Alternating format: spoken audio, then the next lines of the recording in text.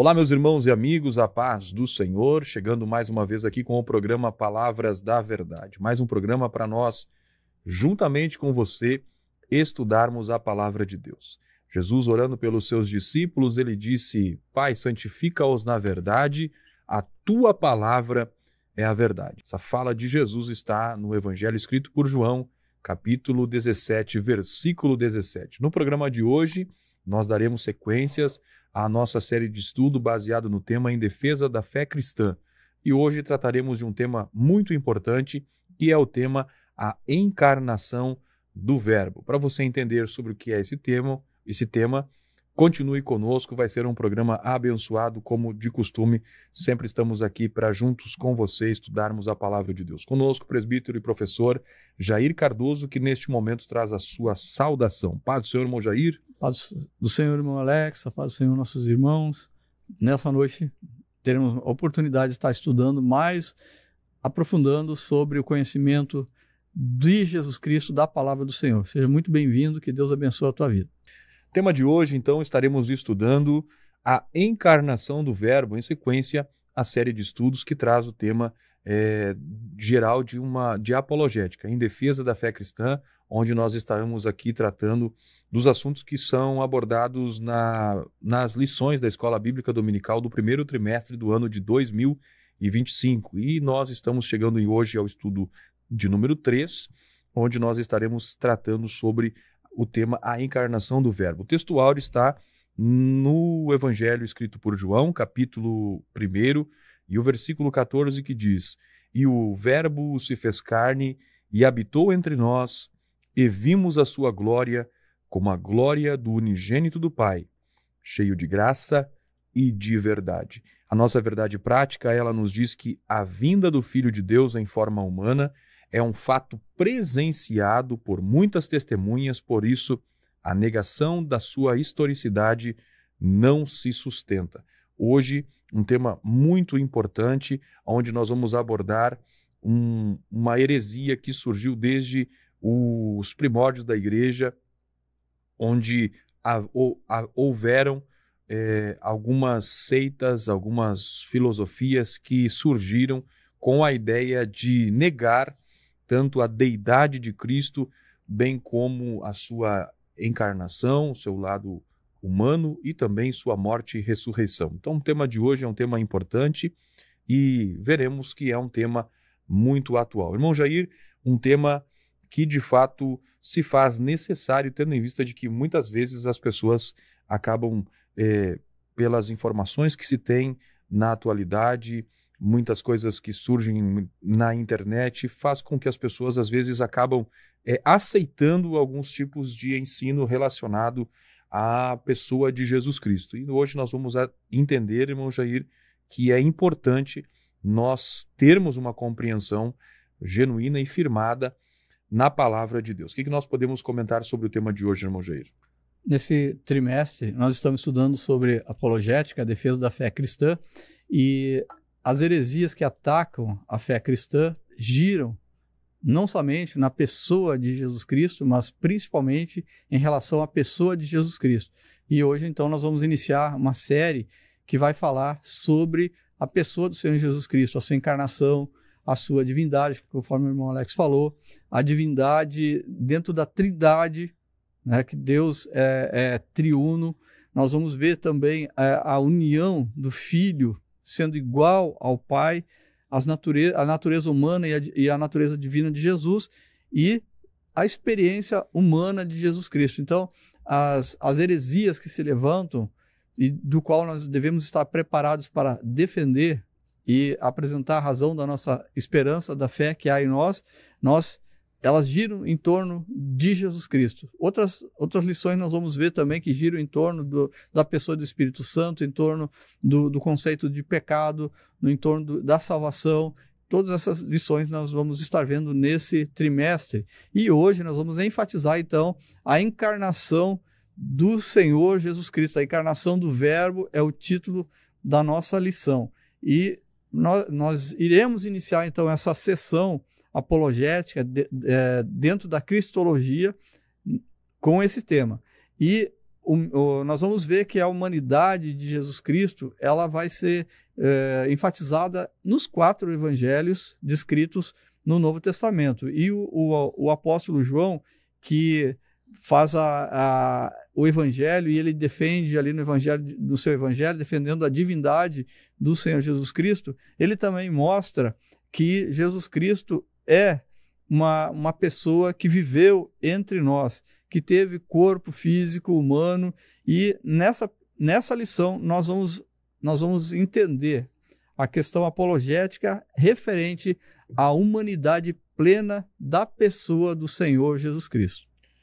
Muito bem, meus irmãos, este é o programa Palavras da Verdade. Vimos então aí uma definição do assunto que nós estaremos tratando no programa de hoje. O texto que nós fizemos leitura do nosso texto áureo, ele vai falar sobre "e o verbo se fez carne", ou seja, aqui nós temos claramente uma afirmativa do apóstolo João, que escreve o livro, o Evangelho segundo que leva o seu nome, falando então dessa doutrina da encarnação de Jesus Cristo, que foi uma doutrina central, é uma doutrina central da nossa fé. Aí nós vamos ver aqui hoje que, à medida que à medida que rui a questão desse tema, na falta do entendimento, ou muitas vezes se esse assunto, essas heresias que se levantassem fossem verdade, então a nossa fé seria em vão, porque aí, em tudo aquilo que a nossa fé é baseada, teria ruído. Mas a afirmação do apóstolo João vai mostrar então e revela aqui não somente o aspecto divino de Jesus, mas também da sua humanidade e também da sua completa e verdadeira humanidade. Então, nós vamos ver que essas heresias que surgiram, elas surgiram e se infiltraram no meio evangélico, no meio cristão, para tentar enfraquecer a fé e desviar aqueles que estavam caminhando com Cristo. E aí você vai ver, nós vamos ver aqui no programa de hoje, que vários apóstolos trataram desse assunto, mencionando a verdadeira encarnação de Cristo. Tanto o apóstolo João, no seu evangelho, destaca diversas vezes sobre esse assunto, bem como nas suas epístolas. O apóstolo Paulo também ele vai afirmar de forma categórica o aspecto da encarnação de Jesus, quando vai dizer que em Cristo manifestou-se de maneira corpórea a glória de Deus. Então, confirmando e refutando os ensinos que permeavam naqueles tempos de que Cristo não havia encarnado de fato. E é isso que nós vamos ver aqui no programa de hoje. Agora eu quero lembrar você que está nos acompanhando agora, que ainda não se inscreveu no canal. Esse é o momento de você deixar o seu like e também se inscrever. Sua inscrição, sua participação no programa é muito importante. Então, deixe seu like, se inscreva. Importante a sua contribuição nesse aspecto para que este programa chegue ao maior número de pessoas. E se você sentir no coração, compartilhe também para que mais pessoas possam ter acesso a esse assunto que parece simples, parece tão natural, mas não é. Desde os primórdios da igreja, é um tema que foi, como nós veremos, muito combatido com heresias, e é importante sim que nós tenhamos uma visão clara e muito profunda daquilo que a palavra do Senhor nos apresenta sobre a pessoa e a encarnação de Jesus. Irmão Jair, tópico 1 vai falar sobre as heresias que negam a corporeidade de Cristo. O que nós podemos falar desse tópico, irmão Jair? Essa lição é tão importante porque se Jesus não tivesse encarnado, se ele não tivesse tido um corpo real, literal, ele não poderia enfrentar e vencer a morte, ressuscitando. E sem a ressurreição, sem Jesus ter nascido, sem Jesus ter se desenvolvido e morrido na cruz, e ressuscitado, a nossa fé, conforme o irmão Alex falou, ela seria vã e nós estaríamos perdidos sem salvação. Então é uma lição extremamente importante e nesse primeiro tópico que nós vamos estar estudando, nós vamos ver que as heresias, vamos ver algumas heresias dos primórdios da igreja que elas negam então essa encarnação de Jesus Cristo, de que Jesus teve um corpo real, e depois nós vamos ver a afirmação dos apóstolos e também a reafirmação dos apóstolos, porque eles confirmam o que eles têm falado da questão do corpo de Jesus, de ele ter encarnado.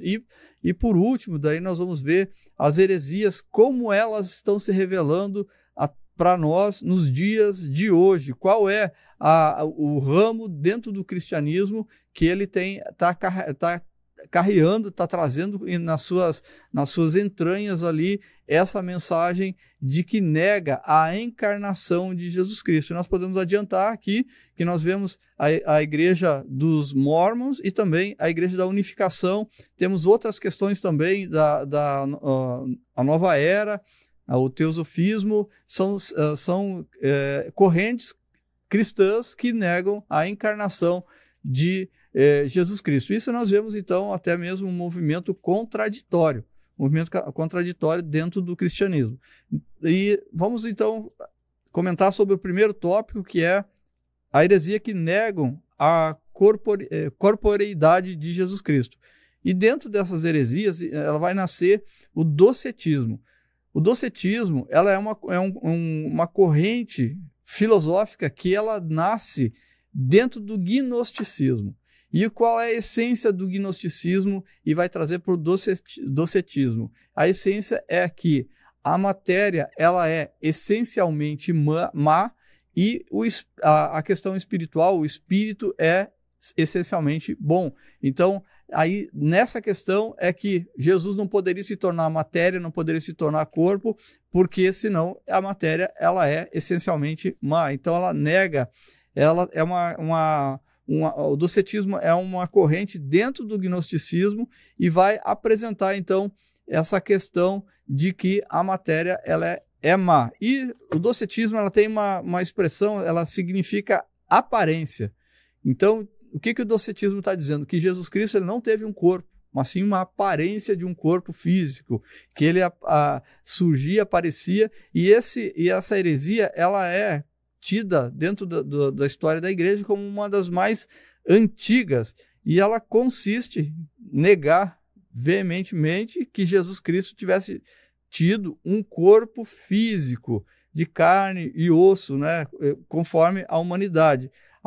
A humanidade de Jesus Cristo, segundo o docetismo, é somente uma mera aparência, como se fosse de um fantasma.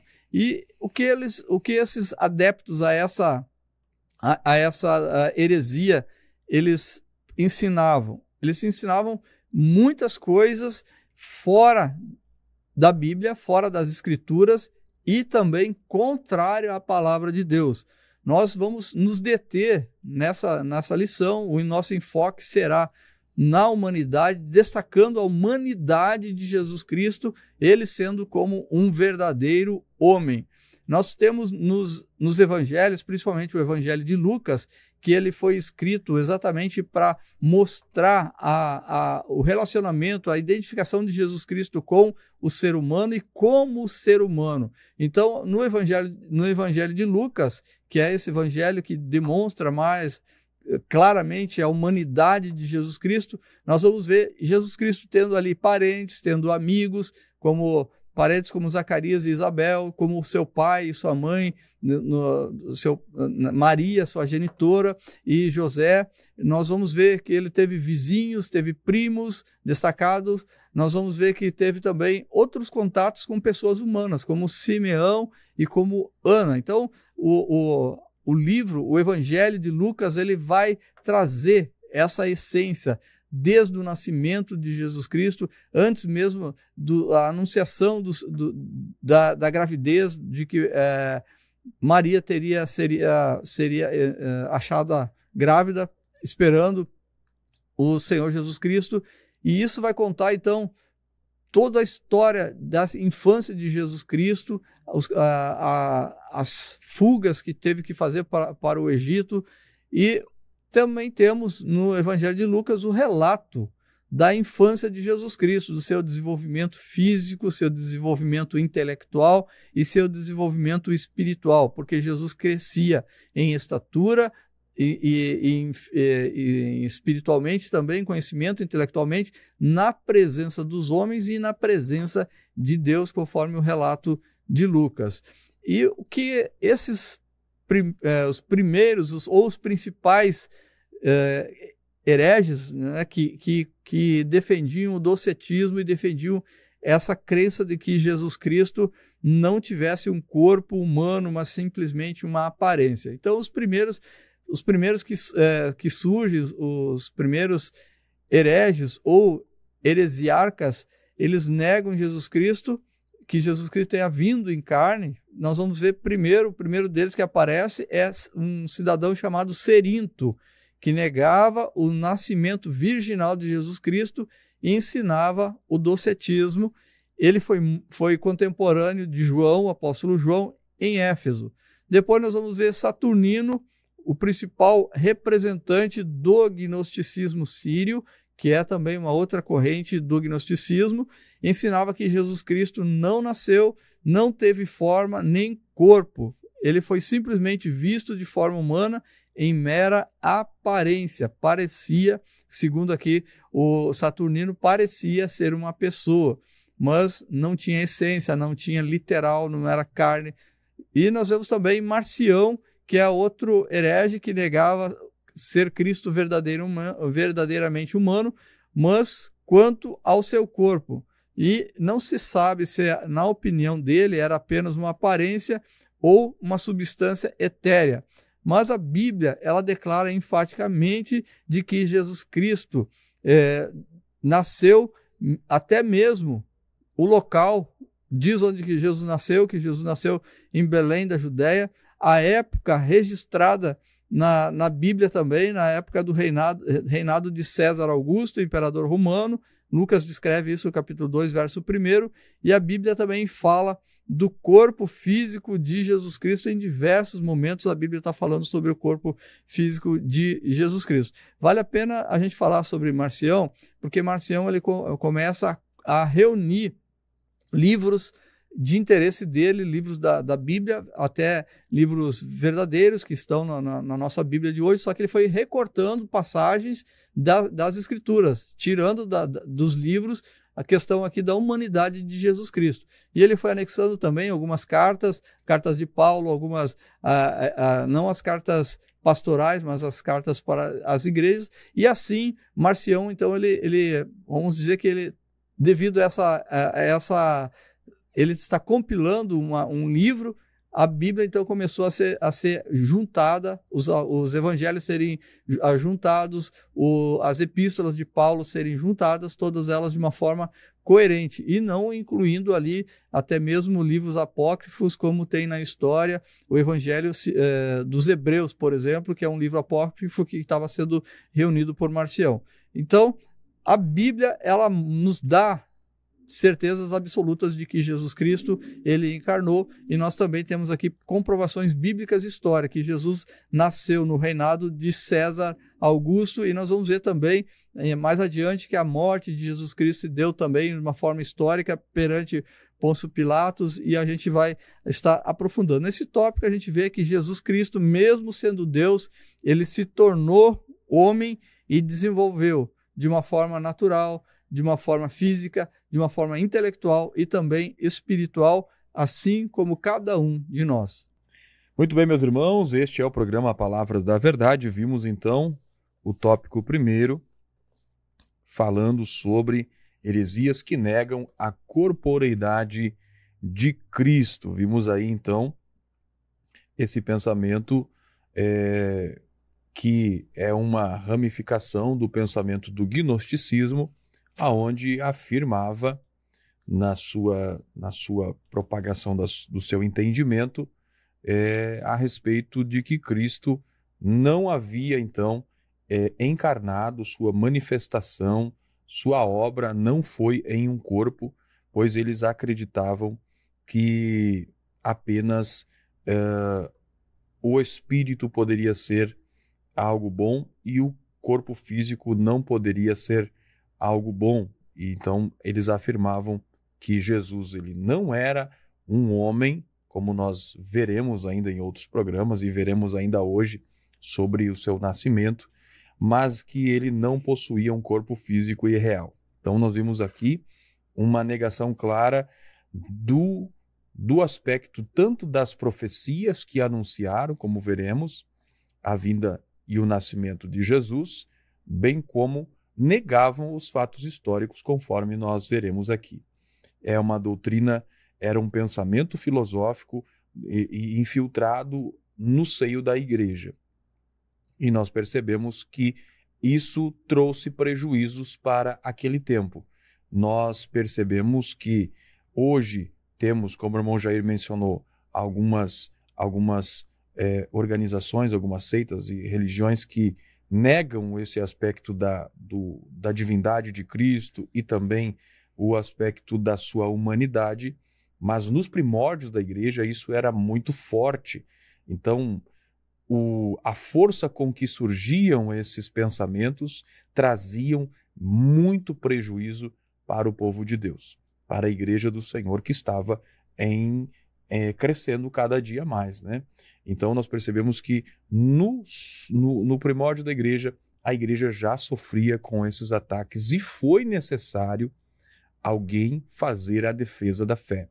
E nós vimos aí os apóstolos registrando esses fatos que comprovam a respeito da humanidade, da encarnação de Jesus. E é o assunto do próximo tópico, onde nós vamos ver, irmão Jair, sobre a afirmação apostólica da corporeidade de Cristo, refutando categoricamente, irmão Jair, sobre essas doutrinas, esses ensinos que se infiltraram nos primórdios da igreja. O que nós podemos falar desse tópico, irmão Jair? Então, a partir de que nós entendemos aqui que houveram heresias que negavam a questão da encarnação de Jesus Cristo, mostrando só que Jesus Cristo simplesmente tinha uma aparência e não um corpo real, nós vamos ver os apóstolos, vamos falar do apóstolo João, que ele vai defender, que ele vai mostrar através dos seus escritos que Jesus Cristo ele teve sim forma humana.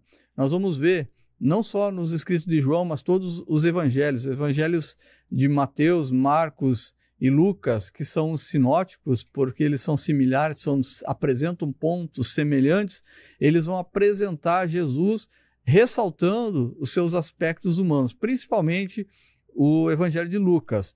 E o evangelho de João, o escritor João, ele reforça o aspecto divino, ele mostra a divindade de Jesus Cristo no seu evangelho. Os três evangelhos sinóticos, Mateus, Marcos e Lucas, vão apresentar Jesus exteriormente. E João, no seu evangelho, vai revelar Jesus no seu interior. Interiormente vai apresentar Jesus Cristo. Nós podemos dizer que o evangelho de João, ele é uma interpretação de Jesus Cristo. João ele inicia o seu evangelho dizendo assim, o que era desde o princípio, é uma reiteração daquilo que o apóstolo já afirma na introdução do evangelho, que leva o seu nome, que é: no princípio era o verbo. Isso vai significar que o verbo, que é Jesus Cristo, que é a palavra, ele já existia muito mesmo antes da criação de todas as coisas. Lá em Gênesis 1, no capítulo 1, Gênesis e verso 1, vai dizer que no princípio criou Deus os céus e a terra.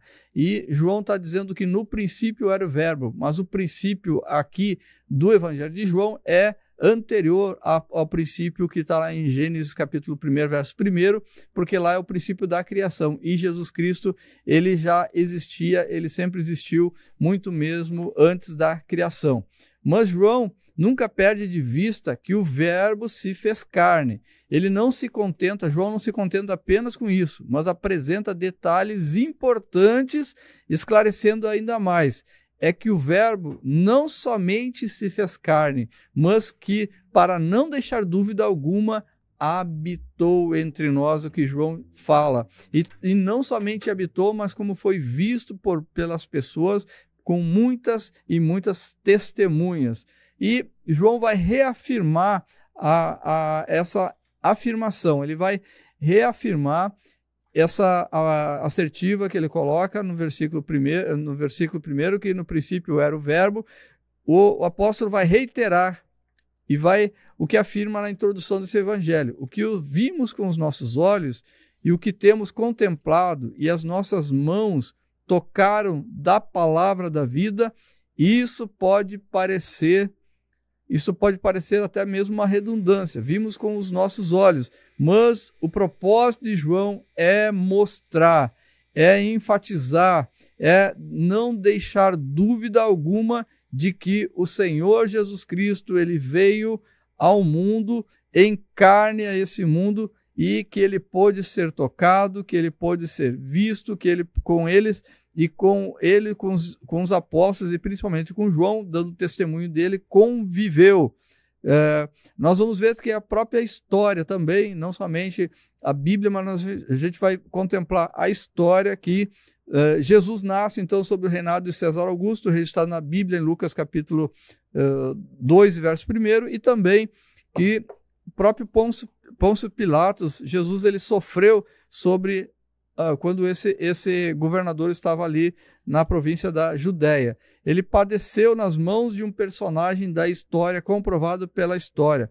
E o Senhor Jesus Cristo só pode também ser alguém da história, porque está registrado em Romanos, no capítulo 1, verso 3, que Jesus Cristo, sim, ele é da descendência de Davi. E com isso, nós vemos que João viveu nos últimos dias na cidade, João o apóstolo, ele viveu nos últimos dias na cidade de Éfeso. E ali ele contemplou naquela cidade o cidadão chamado de Cerinto, um herege que fundou o docetismo, e ali existia essa crença herética. E os escritos do apóstolo João, tanto o Evangelho quanto as suas epístolas e também o livro de Apocalipse, eles foram produzidos exatamente nessa última década do 1º século. Nessa época, o docetismo já se difundia entre os cristãos, e o apóstolo esclarece de maneira muito direta que todo aquele que nega que Jesus Cristo veio em carne não é de Deus, como está descrito na sua primeira epístola, no capítulo de número 4 e verso de número 3, que diz assim: e todo espírito que não confessa que Jesus Cristo veio em carne não é de Deus, mas este é o anticristo, do qual já ouviste que há de vir, e eis que já está no mundo. Então, pessoas contrárias ao ensinamento bíblico de que Jesus Cristo ele veio em carne. Então, todo aquele que confessar, porque confessar a Jesus Cristo, a gente confessa também em espírito. Todo aquele que confessar que Jesus Cristo é o Senhor e crer no seu coração que ele nasceu em carne, será salvo, assim que a palavra vai dizer em Romanos capítulo 10, verso de número 9. E aqui João, então, mostra a gravidade dessa heresia, porque se Jesus Cristo não tivesse nascido, não tivesse tido um corpo real, ele também não poderia morrer, ele não teria morrido, e dessa forma também ele não teria ressuscitado, e por essa razão nós não teríamos esperança da nossa salvação. E o apóstolo João, então, ele foi contundente nessa luta, nessa refutação a essa crença herética de que Jesus Cristo não tinha um corpo real, e ele foi enfático em dizer: todo o espírito que não confessar que Jesus Cristo veio em carne não é de Deus, necessitando então haver um discernimento, e toda boca deve confessar que Jesus Cristo é Senhor e que nasceu em carne. Os expoentes dessa crença são chamados aqui por João, na sua epístola, no capítulo 7, dizendo que aliás, no versículo 7 da sua segunda epístola, chamando de enganadores. Nós vimos nesse tópico, então, que os evangelhos sinóticos, o evangelho de Mateus, Marcos e Lucas, apresentam Jesus Cristo ressaltando os aspectos humanos, e que João, no seu evangelho, ele vai revelar o aspecto divino de Jesus Cristo, e sendo reafirmado, então, que João e os discípulos, eu gosto muito da narrativa de João, porque ele diz assim, no versículo 1 do capítulo 1 da sua primeira epístola, que as nossas mãos tocaram da palavra da vida, que vimos e ouvimos. Então nós vemos aqui 3 verbos. As mãos de João tocou em Jesus Cristo. Eles ouviram Jesus falando e eles viram Jesus anunciando, e que também, para que também tenhamos comunhão com os apóstolos, assim como o Pai e tem com Jesus Cristo. Então, uma bênção aqui, nós entendemos essa reafirmação que a palavra fala, a afirmação apostólica de que Jesus Cristo encarnou e que Jesus se fez carne e habitou entre nós, e que, assim como os apóstolos, João dá o testemunho de que ele tocou na palavra da vida, ele ouviu e também ele viu, e com isso muitas testemunhas visto por muitas pessoas em vários lugares, registrado tanto na Bíblia quanto na história da humanidade. Muito bem, meus irmãos, este é o programa Palavras da Verdade. Vimos aí então o tópico 2º, falando sobre a afirmação apostólica da corporeidade de Jesus, e vimos aí que o apóstolo João, ele se destaca nessa defesa da fé em Jesus Cristo, na encarnação de Jesus, e nós vemos que ele vai, no próprio início do seu evangelho, que leva o seu nome, falar que no princípio o verbo estava com Deus e o verbo era Deus, mostrando o aspecto divino de Jesus. Mas ele não fica apenas no divino, ele vai mostrar o eterno entrando no temporal, né? Porque à medida que Jesus toma o corpo, encarna-se, ele acaba então entrando naquilo que é temporal. E aí nós vemos então João combatendo as heresias do seu tempo, quando ele declara então que esse verbo, que estava com Deus e era Deus, que ele não apenas visitou a terra, mas ele assumiu a plena condição humana, tendo seu corpo físico completamente humano, sem ainda deixar de ser Deus. O apóstolo João, ele tinha essa profundidade e essa capacidade dele defender, de expor as doutrinas da palavra do Senhor, que foram importantes para aquele tempo. Ele também, na sua carta, vai fazer a defesa, e era naquele tempo, estava então, como nós já falamos no tópico 1º, em evidência esses tipos de heresias no seio da igreja, infiltrando-se na igreja. E João, ele reforça lá na sua epístola, capítulo 1, versículo 1, como o irmão Jair mencionou, sobre o que vimos, ouvimos e apalpamos com as nossas próprias mãos, reforçando ali que Jesus, de fato, ele tinha um corpo. E essa declaração ia contrária e refutava todas as afirmações do docetismo, e trazia para a igreja uma tranquilidade, porque as falas de João legitimavam o aspecto da humanidade de Jesus. Os apóstolos, eles não apenas viram Jesus como os docetas falavam, que Jesus foi apenas uma aparência, que foi apenas um vislumbre, algo que esteve no espiritual, mas não no físico. E então os apóstolos, eles não apenas viram Jesus, mas também tocaram e provaram e comprovaram que ele de fato era humano. E essa experiência que os apóstolos tiveram faziam com que a sua mensagem fosse de fato inquestionável. Quem poderia questionar o apóstolo João, sendo que ele próprio escreveu ele não menciona o nome dele, mas ele declara que o discípulo que reclinou a cabeça no peito de Jesus era o discípulo a quem Jesus amava, falando ali. Então, o João, daqueles apóstolos que nós temos o conhecimento, que andaram com Jesus, foi o que mais esteve próximo de Jesus. Ele reclinou a sua cabeça no peito de Jesus. Nós temos o apóstolo Pedro sendo segurado pelas mãos de Jesus quando ele estava afundando no mar. Quando Pedro decide caminhar sobre as águas, quando Jesus estava andando sobre as águas, Pedro decide, pela fé, ir ao encontro de Jesus. Jesus diz, vem, Pedro, e ele começa a afundar, Jesus estende a mão. Então Pedro tocou em Jesus. A Bíblia não diz que Tomé tocou em Jesus, mas o fato é que após a ressurreição, Jesus ressuscitando com o seu corpo físico, agora glorificado, e Tomé, ele acaba, na sua incredulidade, a Bíblia não diz que ele tocou nas feridas de Jesus, mas Jesus diz, Tomé, toca aqui nas minhas feridas. E aí, espírito não tem corpo e também não tem feridas. Então, temos as comprovações nos escritos do apóstolo João.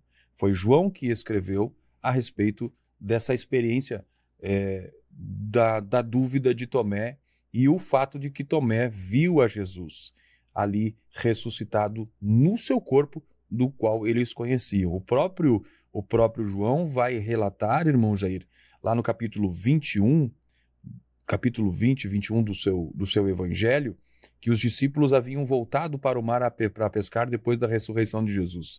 E Jesus, de repente, chama-os da praia, e a Bíblia diz que ele estava assando um peixe na brasa.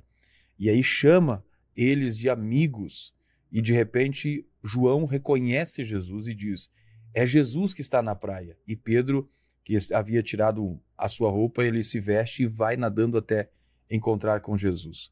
Então, eles viram Jesus, eles tocaram Jesus, eles tiveram experiência com o Jesus humano, com o lado humano de Jesus, com o Jesus histórico, conforme o Jair já mencionou, aspectos do Império de Roma que envolvia.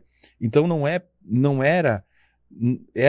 eles tinham provas fundamentadas na experiência para que eles pudessem refutar. E não somente isso, o próprio apóstolo Paulo, ele vivenciou essas experiências desse gnosticismo que havia naquele período, e ele diversas vezes ele vai declarar que Jesus ele tinha um corpo. A Bíblia vai dizer em Romanos, Paulo escrevendo em Romanos capítulo 1, versículo 3, ele vai falar de Jesus, ele diz assim, acerca de seu filho, que como homem era descendente de Davi. Paulo em Gálatas capítulo 4, versículo 4, também vai dizer que Jesus, na plenitude do tempo, nascido de mulher sob a lei. Ele também vai dizer, e lá na carta aos Colossenses é muito interessante, que havia também ali, ao que se entende, esse espírito, essas heresias surgindo no meio do povo de Deus, e ele escreve, Colossenses capítulo 1, versículo 22, agora, porém, ele os reconciliou pelo corpo físico de Cristo, mediante a morte, para apresentá-los diante dele santos, inculpáveis e livres de qualquer acusação.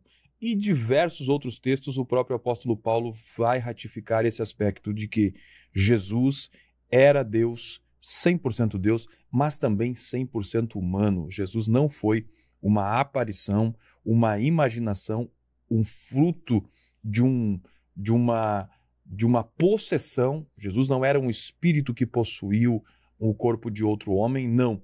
Jesus, ele nasceu. E agora nós vamos ver sobre o tópico 3, irmão Jair, como essas heresias se revelam hoje.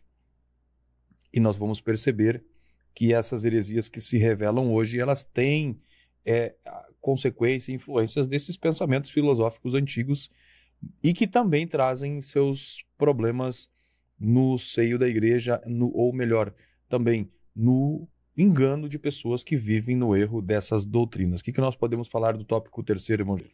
Nos dias atuais, nós estamos vendo o cumprimento do que Paulo falou, das doutrinas de demônios. Então, essas heresias, lá no princípio da igreja, hoje elas vêm com uma roupagem muitas vezes mais discreta, mas elas estão presentes. Elas estão presentes no nosso dia a dia, muito mais perto de nós do que nós possamos imaginar. Então, nos últimos dias, ou nesses dias atuais, existem movimentos que negam, atacam, principalmente a questão do nascimento virginal de Jesus Cristo. E também atacam a encarnação de Jesus Cristo, e com isso não poderá acontecer a morte, e também negam a própria crucificação e a ressurreição de Jesus Cristo. Então, nesse tópico, a gente vai estar vendo isso, o quanto ao nascimento virginal de Jesus Cristo, o quanto que e a implicação disso quanto à morte de Jesus na cruz do Calvário, a sua ressurreição, e nós vamos ver também uma confirmação da história sobre esses fatos.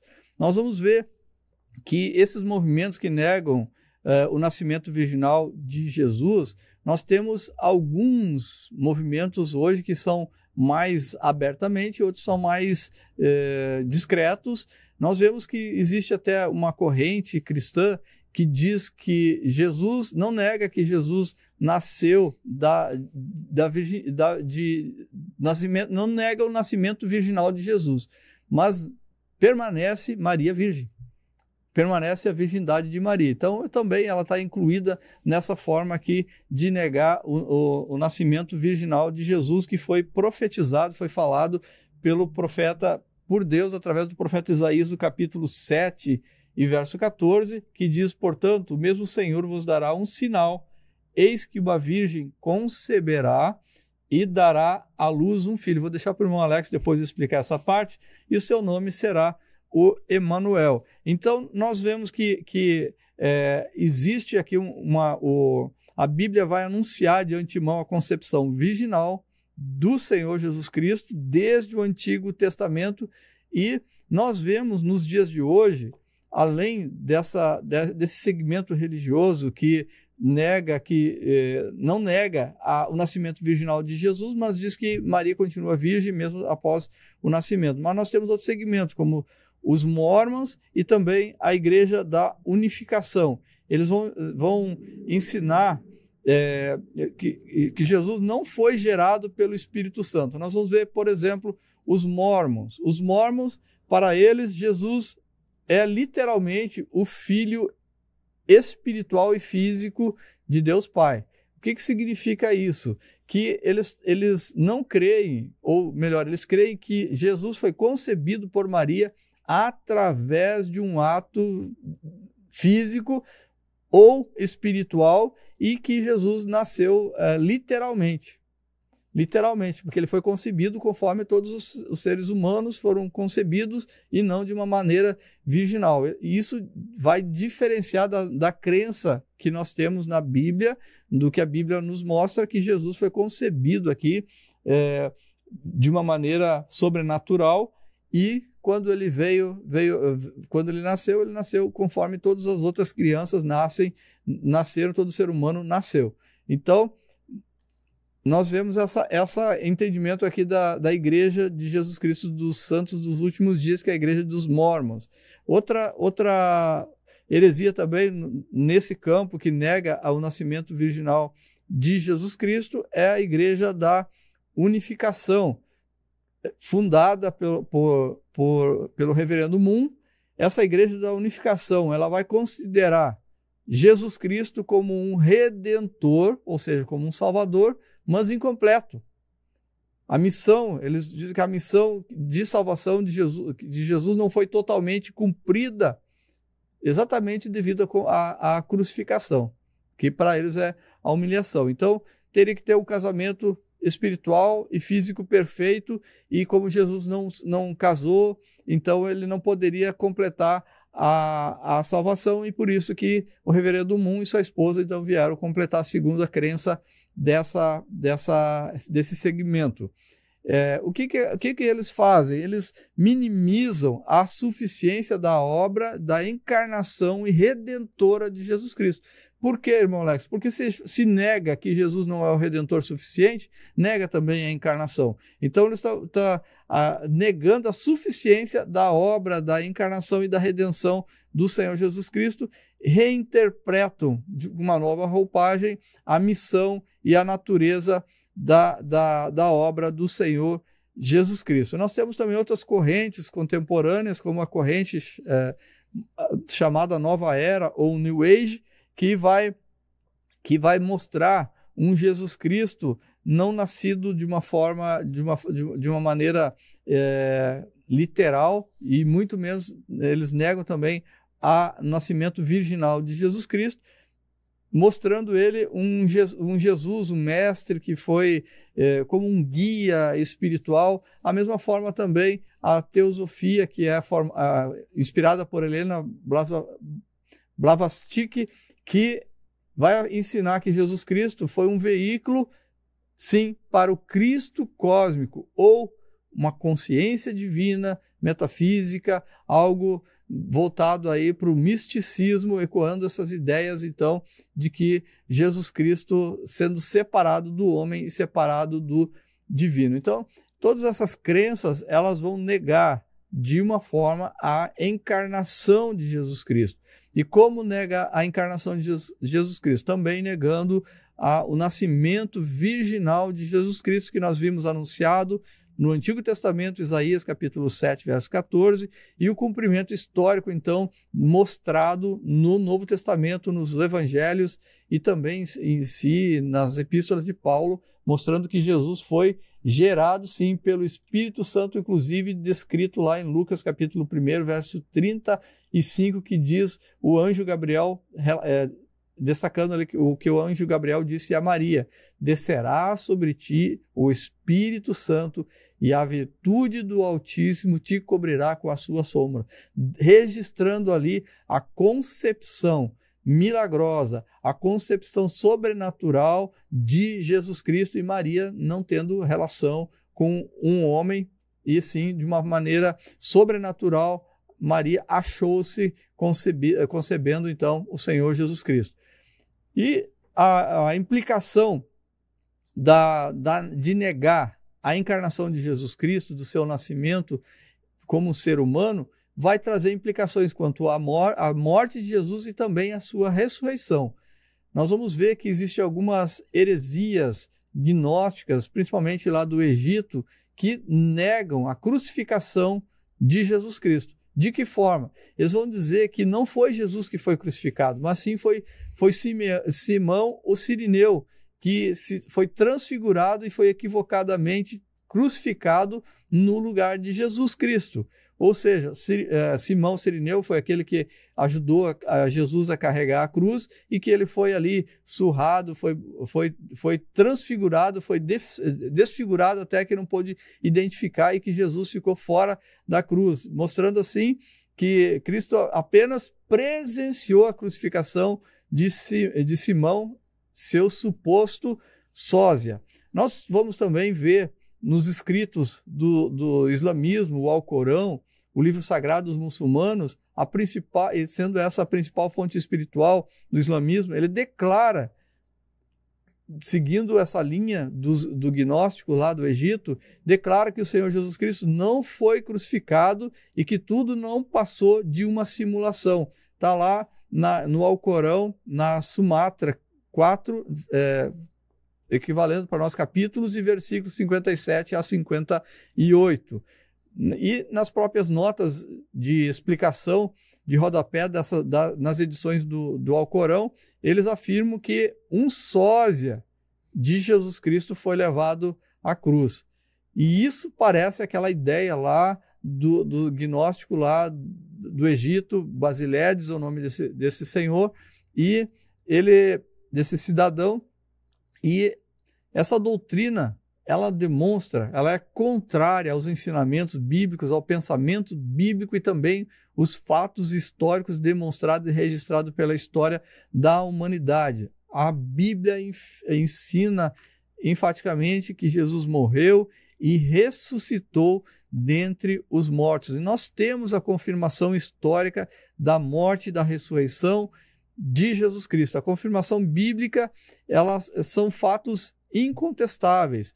Nós temos também historiadores não cristãos que registraram fatos da ressurreição de Jesus Cristo, da morte e da ressurreição de Jesus Cristo. Nós vamos ver Flávio Josefo, que é um historiador judeu que viveu no período do ano 37 ao ano 100 depois de Jesus Cristo. Ele disse: acusaram-no perante Pilatos, e este ordenou que o crucificassem.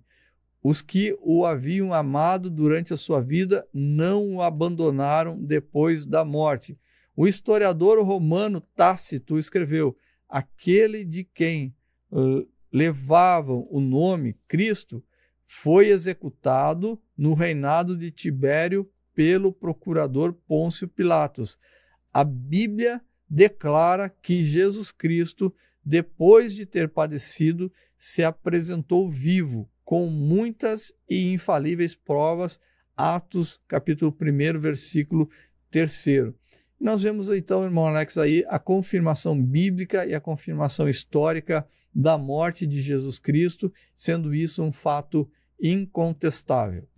Muito bem, meus irmãos, este é o programa Palavras da Verdade. Vimos então aí o tópico 3º, falando como as heresias se revelam hoje. Então, vemos que heresias modernas, aí, como o irmão Jair já apresentou, questionam a respeito do nascimento virginal de Jesus, umas tratando como uma lenda, uma metáfora, ou trazendo algumas interpretações. O fato é que a Bíblia ela é categórica, tanto no Antigo Testamento como no Novo Testamento, a respeito do nascimento de Jesus, né?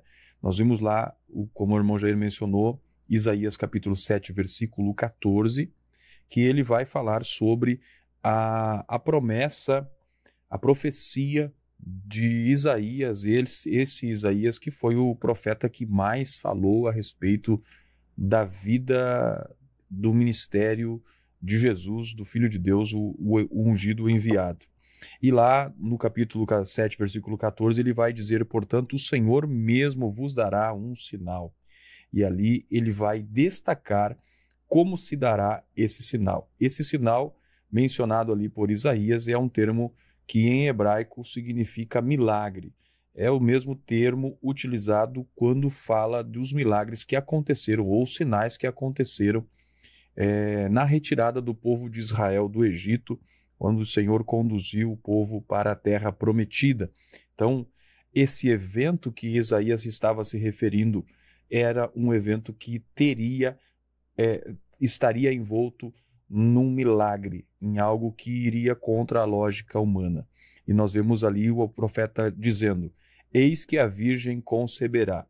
Ele fala sobre a concepção de Jesus, e aqui nós temos um aspecto do milagre. Aqui nós temos o aspecto que envolve o ato sobrenatural de Deus, porque ele vai dizer: eis que a Virgem conceberá e dará à luz um filho. Quando nós falamos sobre a concepção de Jesus, nós entendemos ali que na concepção houve a intervenção de Deus. O próprio anjo, quando fala para a Maria, ele vai falar a respeito que o Espírito virá sobre você e o poder do Altíssimo te cobrirá com a sua sombra, portanto o bebê que vai nascer de você será santo e será chamado Filho de Deus. Então, quando o profeta Isaías fala da concepção, nós entendemos que não houve uma intervenção humana, não houve um ato humano, não houve uma relação da mulher com o homem para que houvesse essa concepção.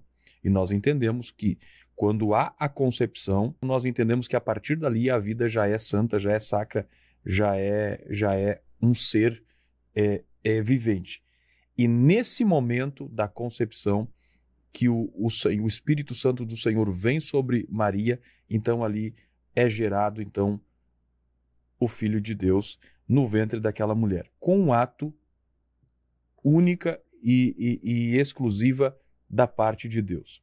Mas o texto do profeta Isaías vai continuar: e dará à luz um filho. Quando nós olhamos esse aspecto do dar à luz, que refere-se ao nascimento de Jesus, então nós vemos ali um aspecto que envolve algo natural. Então, quando Jesus nasce, quando Maria dá à luz, o processo não existe processo envolvendo milagres ali. O nascimento de Jesus ele se dá de forma natural, como as mulheres costumavam gerar os filhos, dar à luz aos filhos naqueles dias. Agora, a concepção, a geração deste filho no ventre de Maria é que foi um milagre do Espírito Santo. Então nós vemos a Bíblia falando lá no Antigo Testamento, 700 anos antes disso acontecer, o profeta falou inspirado por Deus. Nós vamos ver que quando o anjo vem falar com a Maria, ali está um ambiente espiritual também, os céus manifestando a vontade e o plano de Deus em ação. Agora, o nascimento de Jesus, não houve nenhum movimento da parte do Senhor, da parte do Espírito Santo para que Jesus nascesse. Ali foi o lado humano de Jesus. Temos então o aspecto espiritual e o aspecto humano, natural. Embora nós podemos ver um envolvimento, um ambiente espiritual que envolveu esse nascimento. Porque quando nós vamos ver os pastores que estão no campo, eles estão lá, eles veem os anjos e os anjos testificam que aquele que está nascendo é o Salvador do mundo.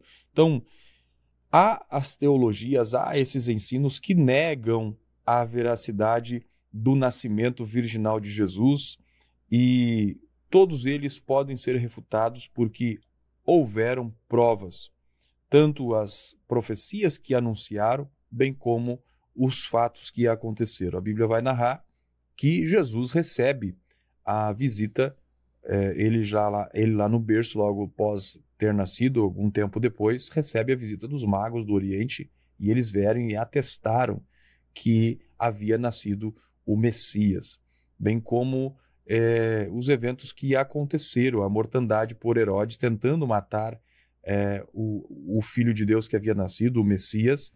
Ele mata as crianças numa mortandade terrível ali para tentar impedir de que esse rei que nascia, porque Jesus era o rei dos reis, o Senhor dos senhores que estava nascendo, ele queria impedir de tomar o seu trono.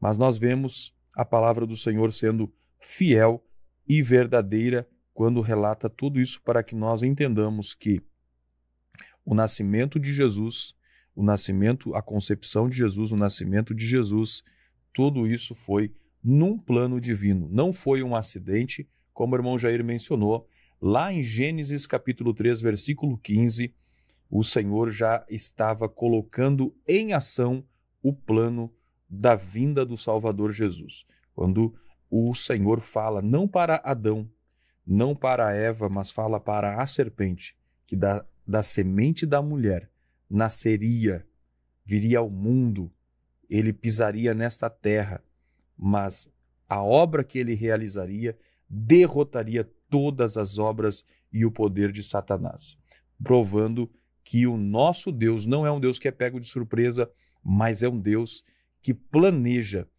E ainda que as coisas muitas vezes demoram, porque o apóstolo Paulo, em capítulo 4 de Gálatas, ele vai falar no versículo 4 que quando chegou a plenitude do tempo, Deus enviou seu filho nascido de mulher, nascido sob a lei. No tempo de Deus, demorou, passou o tempo, ou havia muita expectativa da chegada desse Messias, do Filho de Deus, pois as profecias apontavam o seu nascimento. Israel esperou de uma maneira, um grande rei, com glórias, mas a Bíblia vai mostrar aquele Jesus nascendo na manjedoura, ele que pouco tempo antes estava no céu, na glória, envolto de uma glória que é a glória que há no céu, porque onde Deus está, há uma glória. A Bíblia vai mostrar agora ele ali envolto em panos. A Bíblia vai dizer que Maria, quando dá à luz, envolve ele em panos. Então, o Rei da Glória, que estava envolto em glória, agora está nascido na forma de homem, e a Bíblia vai dizer, o apóstolo Paulo vai dizer que ele não usou por usurpação ser igual a Deus, mas na forma de homem humilhou-se a si mesmo. Então nós vemos Deus entrando na história da humanidade, encarnando-se na pessoa de Jesus Cristo, o seu Filho, para que pudesse salvar a humanidade. Você tem o privilégio de ouvir essa afirmação e crer, porque muitos não têm a oportunidade de ouvir que Jesus Cristo nasceu para perdão dos nossos pecados, para a nossa salvação e para nos garantir o direito de sermos chamados filhos de Deus. Então, se você está nos acompanhando hoje, não perca a oportunidade de crer em Jesus Cristo como o único e suficiente Salvador da tua vida. Você está no programa Palavras da Verdade, então podemos afirmar e reafirmar que, embora pensamentos filosóficos surgiram no passado, pensamentos e doutrinas falsas existam no presente, nós podemos, a partir da Bíblia Sagrada, e não somente através da Bíblia, mas a história e a arqueologia também, elas vêm confirmar e não contradizer o que os evangelhos apresentam. E isso reforça que Cristo realmente viveu, que Cristo realmente morreu e que ele, de fato, ressuscitou. Nós vamos saber que Jesus, ele é o Jesus que existiu em forma humana e fez e se tornou um marco na história da humanidade, pois nós observamos que as datas de hoje acabam tendo definição o tempo a partir da vida de Jesus. Vemos então acontecimentos que aconteceram antes de Cristo ou antes da era cristã e depois de Cristo, depois da era cristã. Vemos aí que de fato Jesus, ele é real. Ele veio a este mundo, ele experimentou as mesmas coisas que nós. Nós vamos ter outros programas onde nós vamos falar mais a respeito desta humanidade de Jesus, aspectos da humanidade de Jesus. Vamos ampliar mais sobre isso, mas o fato que Jesus vivenciou tudo isso e de forma santa, porque o anjo falou, aquele que nascerá de ti é santo. Então o nascimento, a concepção de Jesus foi santa, não teve a intervenção do homem, e no seu nascimento e sua vida, Jesus foi santo em tudo para que ele pudesse salvar as nossas vidas. Irmão Jair, o que nós podemos concluir do tema de hoje, então, falando sobre, nesta oportunidade, sobre a encarnação do Verbo? O que nós podemos comentar sobre isso, irmão Jair? Concluindo a lição, nós vemos que essa doutrina da encarnação de Jesus, ela é primária e ela é fundamental. Fundamental. Nós entendemos que sem a encarnação de Jesus Cristo como um ser humano, como uma pessoa, ele não poderia morrer, ele não poderia ter efetuado a obra na cruz. Mesmo as heresias que vêm negar isso, a Bíblia é enfática, mostrando a verdade. Jesus, ele nasceu de uma forma que ele veio como um ser humano, ele encarnou, ele viveu entre nós e ele recebeu o nome de Emanuel, Deus conosco, conforme está em Isaías capítulo 7 e versículo 14. E se Jesus, ele morreu na cruz, ele ressuscitou, nós temos essas confirmações tanto pela história quanto pela Bíblia, e além disso, Jesus subiu aos céus. Ele ascendeu ao Pai e hoje ele se encontra no seu trono da graça, onde nós podemos encontrar graça e misericórdia para ser ajudado no tempo oportuno, e o tempo oportuno é hoje.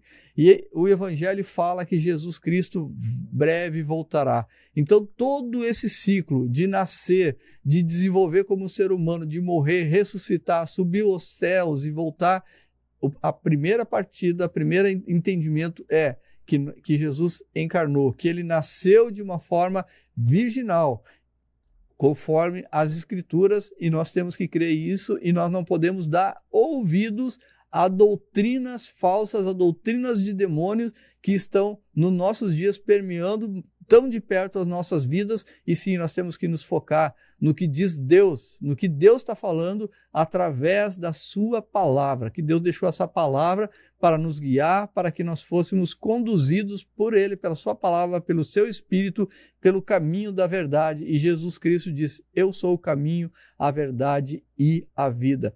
Deus abençoe a tua vida, que Deus tenha tocado no teu coração para você entender essa fundamental doutrina da encarnação do Verbo do Senhor Jesus Cristo.